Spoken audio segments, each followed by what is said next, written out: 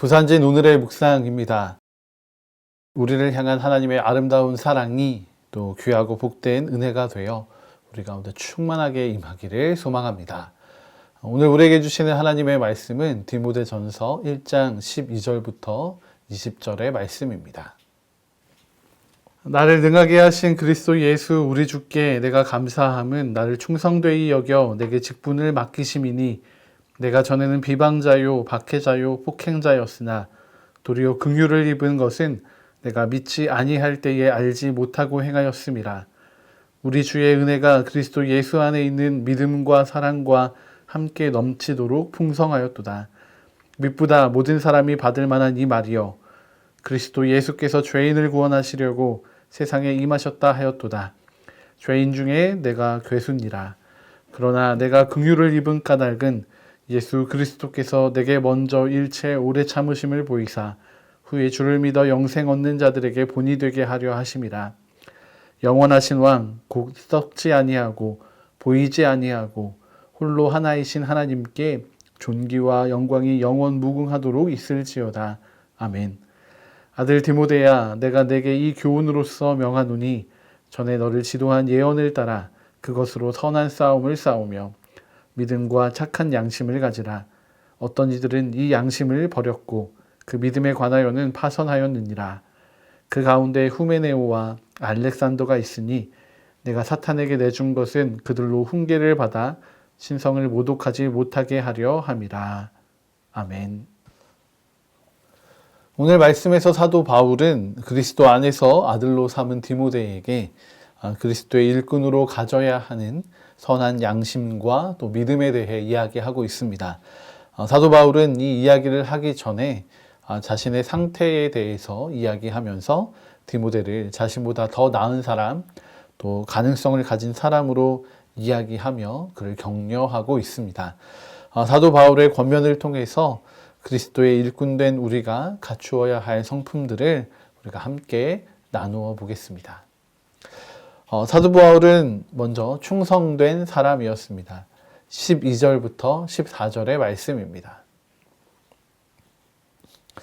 나를 능하게 하신 그리스도 예수 우리 주께 내가 감사함은 나를 충성되이 여겨 내게 직분을 맡기심이니 내가 전에는 비방자요 박해자요 폭행자였으나 도리어 긍휼을 입은 것은 내가 믿지 아니할 때에 알지 못하고 행하였음이라. 우리 주의 은혜가 그리스도 예수 안에 있는 믿음과 사랑과 함께 넘치도록 풍성하였도다. 아멘. 사도 바울은 자신을 향한 부르심이 하나님으로부터 온 것임을 이야기합니다. 그러나 사실 자신이 그리스도를 믿는 이들을 향해서 비방자였고 박해자였으며 폭행자였다라고 고백하고 있습니다. 그럼에도 하나님께서 자신을 부르신 것은 자신이 할 일이 그리스도를 믿지 않았을 때 그리스도에 대해 전혀 알지 못하고 버렸던 그 일들이기 때문에 주님의 긍휼이 베풀어졌다라고 이야기합니다. 그리고 예수님께서 특별히 자신을 부르신 이유에 대해서 말하는 것은 그가 모든 일에 충성되이 행했기 때문이다라고 이야기하고 있습니다. 하나님께서는 이 사도 바울의 경우처럼 우리의 연약함에 집중하지 않으십니다. 하나님께서는 우리가 가지고 있는 좋은 것들, 장점들에 집중하시는 분이십니다. 사도 바울은 그리스도인들에게는 정말 씻을 수 없는 상처를 주었던 사람입니다. 박해하며 또 사람을 죽이는 일을 행했었지만 하나님께서는 이마저도 품으십니다.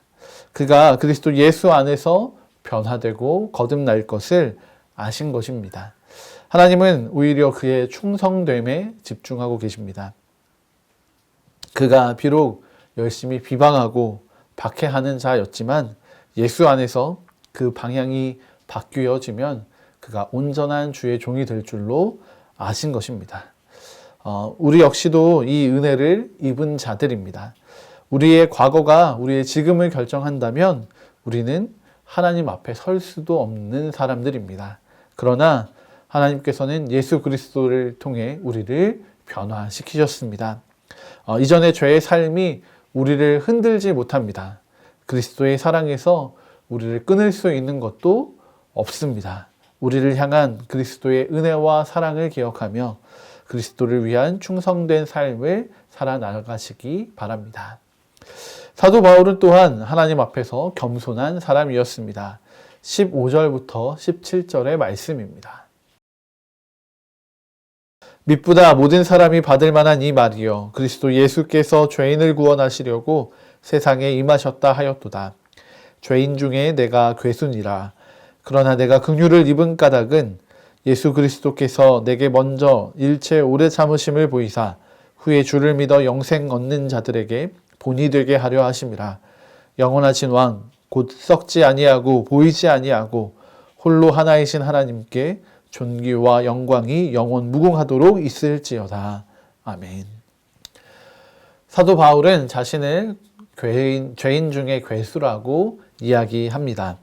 하나님의 구원을 받기에는 정말 터무니없이 부족한 사람이지만 하나님께서 이 구원의 은혜를 베풀어 주셔서 최악의 죄인인 자신도 하나님의 은혜를 입게 되었다라는 것입니다.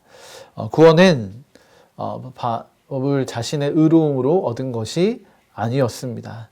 예수님께서 바울을 향해 오래 참으셨기 때문에 얻을 수 있었던 은혜였음을 바울은 고백하고 있습니다.